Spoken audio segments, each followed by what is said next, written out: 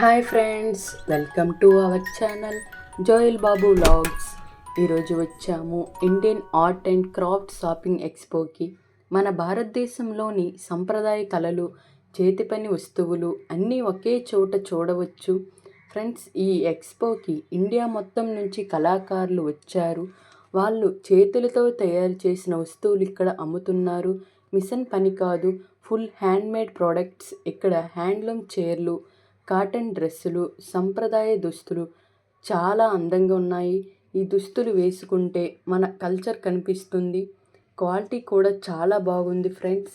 ఇక్కడ మట్టి బొమ్మలు, గోడ అలంకరణ వస్తువులు, ఇంటి డెకరేషన్కు ఈ ఐటమ్స్ చాలా బాగుంటాయి.